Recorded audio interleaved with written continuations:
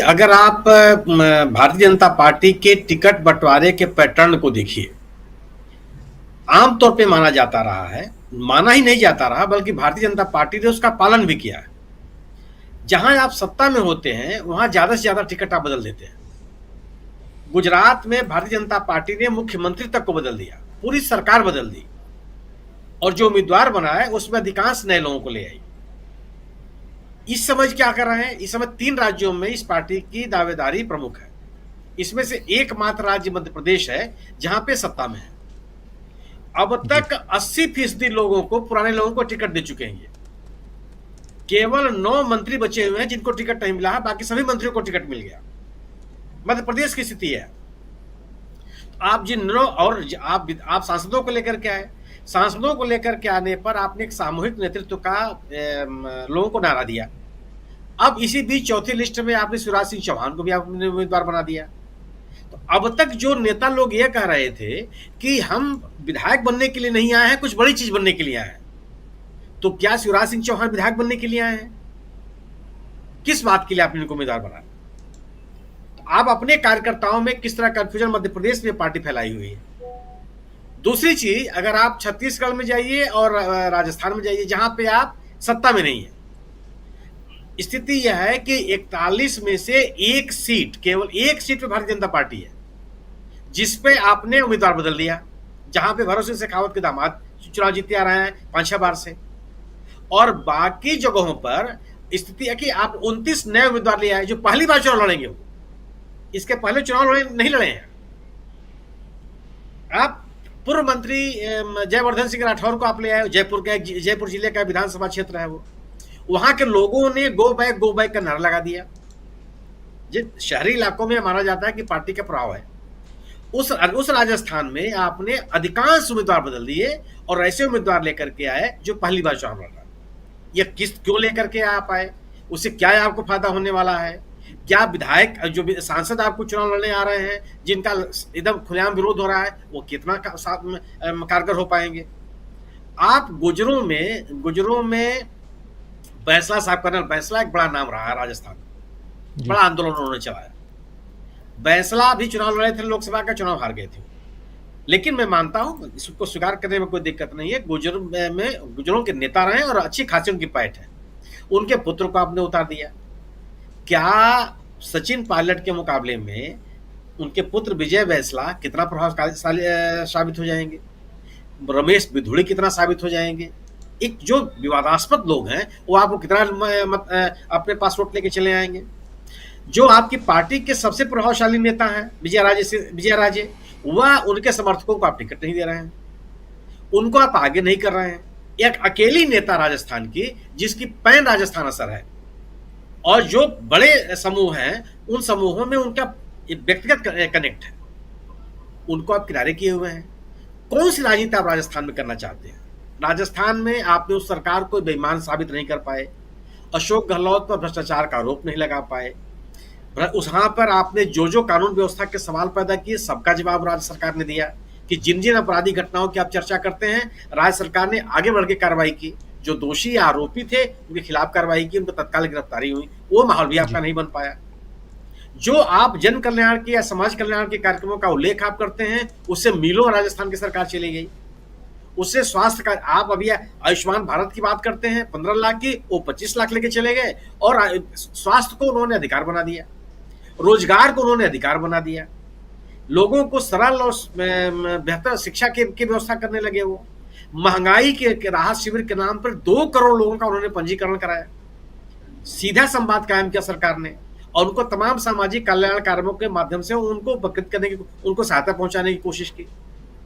आपकी सरकार ये कहती है कि 800 रुपए का सिलेंडर सस्ता है, और वो सरकार कहती है कि हम 500 रुपए में सिलेंडर देंगे आपको। किसको आप स्वीकार करेंगे? क्या 800 रुपये सस्ता है, या वहां की राजस्थान की सरकार मान लेगी? इस देश की कोई जनता मान लेगी जिसको आप गरीब मान करके आपने उज्ज्वला योजना के तहत कनेक्शन दिया हुआ है? जमीन पे कहां है आप छत्तीसगढ़ चले जाइए। छत्तीसगढ़ में जिन्होंने जो टिकट बांटे हैं उनमें स्थिति यह है कि 40 सीटें ऐसी हैं, छत्तीसगढ़ में जो टिकट दिया, उस छत्तीसगढ़ में भी 43 नए चेहरे हैं। आप किसको लेकर आ रहे हैं? किसको, कौन आगे आएगा, कौन नेतृत्व करेगा, किसके बिना पर आप चुनाव जीत जाएंगे? जगदलपुर बस्तर के इलाके में जो एक व्यक्ति आपका सिटिंग एमएलए था, जो 2019 के चुनाव में नक्सली हिंसा में बेचारे वो मारे गए विधायक जी, उनके परिवार के लोग आज शोर मचा रहे हैं कि साहब उनको टिकट क्यों नहीं दिया? क्या नए आदमी को आपने टिकट दे दिया? अकेले विधायक थे वो। तो आप माने दंतेवाड़ा हो, सरगुजा हो, बस्तर हो, वहां की भी स्थिति है कि आपके पास स्थानीय नेतृत्व नहीं है। पार्टी में सोचिए कि नंद कुमार साय जब इस राज्य में पहली सरकार बनी थी, जब पहली सरकार बनी थी, उस समय भारतीय जनता पार्टी के अग्रणी नेता थे। और मेरा उनको नंद कुमार साय की आप न्यू अवहेलना की कि पार्टी छोड़ के चले गए और जो कांग्रेस के नेता हो गए। जी, रमन सिंह के जो लोग हैं, रमन सिंह को भी आप आगे करने के लिए तैयार नहीं है। ब्रिजमोहन अग्रवाल जिनको आपने पार्टी से निकाल दिया था, वो आज आपके सिरमौर बने हुए हैं। पार्टी से निकाले गए थे वो उसी 2000 जब वहां पर नई सरकार बनी थी और उस विपक्ष के नेता को लेकर के जब संघर्ष हुआ था, और यही सम्मानित मोदी जी उस बैठक के पर्यवेक्षक बन के गए थे। वो क्या क्या नहीं हुआ था उस पूरे घटनाक्रम में, प्रमोद जी को और बेहतर तरीके से पता हो। आप पूरे के पूरे आप रमन सिंह को पिछले 5 साल आप याद कीजिए, 5 साल तक रमन सिंह कहीं भी छत्तीसगढ़ की राजनीति में सक्रिय नहीं थे। यह माना जा रहा था कि वो जो उनका एक नया जो एक प्रकोष्ठ बनाया हुआ है जहां भेज देते हैं लोग, शायद उसमें जाने वाले हैं सलाहकार समिति में। आप पूरी तरह से आपने निष्क्रिय बनाए रखा और अचानक आप आ गए और आपके पास कोई लीडरशिप नहीं है। तो कहां से आप आगे आ जाए? कौन आपको चुनाव जिता देगा? आपने आप अभी प्रधानमंत्री जी गए थे बस्तर में जो उन्होंने भाषण दिया, आप सुन, मैं पहली बार सुन रहा हूं, मेरी स्मृतियों में नहीं है। मैंने तमाम आंदोलनों में नेताओं को देखा है कि प्रधानमंत्री का कहीं दौरा हो और स्थानीय लोग बंद का आह्वान कर दें कि सब बंद करो, विरोध स्वरूप। ये पिछले मेरी स्मृतियों में चीजें नहीं है। यह प्रधानमंत्री का विरोध बस्तर में हुआ। आपने कौन सी तरक्की कर दी वहां बस्तर में? ये दूसरी तरफ इस छत्तीसगढ़ सरकार के खिलाफ आप कोई एंटी इनकम्बेंसी माहौल नहीं बना पाए। एक आंदोलन नहीं खड़ा कर पाई भारतीय जनता पार्टी, अपने कार्यकर्ताओं को सक्रिय नहीं कर पाई। दूसरी तरफ इस भारतीय जनता पार्टी कांग्रेस के सरकार ने आप सोचिए, एक चीजों पे मैं कहना चाहता हूं कि आप जब जोड़ तोड़ की सरकार बनाते हैं, जब पहली बार छत्तीसगढ़ में सरकार बनी, तो आप याद कीजिए अजीत जोगी ने क्या तमाशा मचाया। पार्टी को तोड़ना, बीजेपी से तोड़ करके लोगों को अपने पर ले आना, तोड़ करके नई पार्टी, बीजेपी में क्या क्या नहीं हुआ, माने छत्तीसगढ़ विकास पार्टी बनवा दी उन्होंने। परिणाम क्या हुआ? जब आगे 2003 में चुनाव, 2005 में चुनाव हुआ, 2003 में चुनाव हुआ, 2008 में चुनाव हुआ, 2013 में चुनाव हुआ, तीनों में कांग्रेस हार गई। बाद में भूपेश बघेल जैसे लोग मैदान में उतरे, उन्होंने पार्टी को खड़ा किया। आज बीजेपी कोई नाम लेवा नहीं है। आप जनादेश के खिलाफ जब राजनीति करने लगते हैं तो आपको वह समर्थन नहीं मिलता। वो स्थिति आज मध्य प्रदेश में हो गई। मध्य प्रदेश में पिछला चुनाव बीजेपी के पक्ष में नहीं था। जो 25 लोगों को, 26 लोगों को आप इस्तीफा दिलवा दीजिए, पार्टी को तोड़ दीजिए, दूसरे पार्टी में सेध लगाइए। इससे जो आप सत्ता हासिल करते हैं, वह सत्ता आपको जनप्रिय नहीं बना सकती। और इस तरह की नाराजगी जो इतिहास छत्तीसगढ़ में हुआ था, मुझे लगता है कि वह दोहराया जाएगा मध्य प्रदेश में।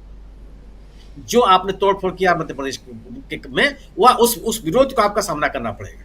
और वही स्थिति आज है। आज अगर आप ताकतवर लोग हैं, आप कहते हैं कि विधायकों के पास खिलाफ, मंत्रियों के खिलाफ एंटी इनकम्बेंसी होती है, या बोलते रहे, और आपने करके दिखाया भी है। आप तो नहीं कर दिए छत्तीसगढ़ में, आप तो नहीं बदल पाए एक भी टिकट। और अभी तक जो टिकट रुके हैं मंत्रियों के, वो सब